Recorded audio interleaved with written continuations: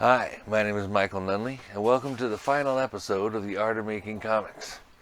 Now, we've come a long way in this series. We've talked about all the different pitfalls in writing a script and putting it together, and coming up with your ideas for the character and the story. And I mean, there's a whole lot into just getting the script together, and then there's the whole thing of picking the people to work with, right, and making relationships with others, and working out your budget and all kinds of other stuff. There's so much into making comics, and this last video is going to cover what I believe to be the final part, and that is actually getting the book published and doing it yourself. Now, the easiest way to do that is to do it on digital markets. But if you're going to want it in stores, you're going to have printed copies. If you haven't worked out what to do with your printer yet, or haven't worked out how to get that together yet, we're going to talk about that a little bit here. One thing you'll need for either digital or for print is a PDF of your comic. That is how people will read it, is in the PDF format. Now, there are various grades of PDFs that you can make. I think it's best to go with the highest resolution possible. Mostly, you're going to want it to be under a gig, if at all possible, because most digital platforms aren't going to take it if it's over a gig. So if you want the max resolution, you want all of that, the good coloring, everything, all of that, you want to put it into the PDF. But you don't want the file to be so big that it pushes over a gig, because then once it passes over that, you can't publish it on digital markets. They just won't take it, and that limits a huge chunk of how you can self-publish. Digital markets were what I published on initially, and we're talking about platforms like Draw Me in Comics, or streaming things like Comixology, or on Comicos, or there's also Comic Central, and there's Amazon Kindle, right? There's several digital markets to choose from. One thing I can tell you, when you're picking your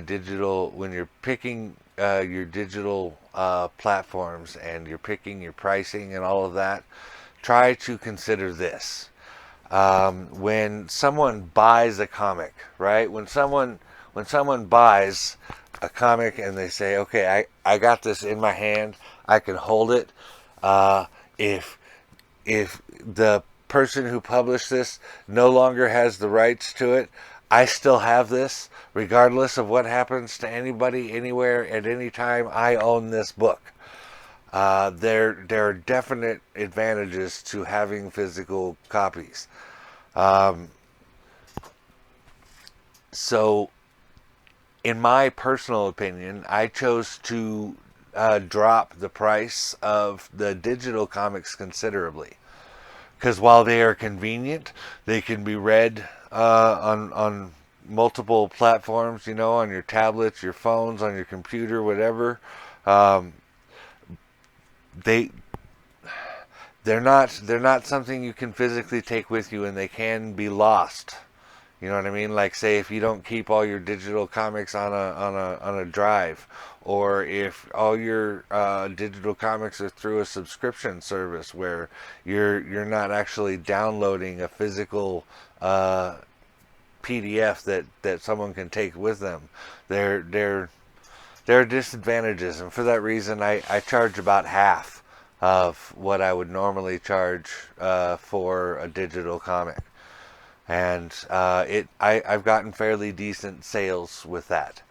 Um, One thing that was key in getting digital stuff together was making sure you have your descriptions well.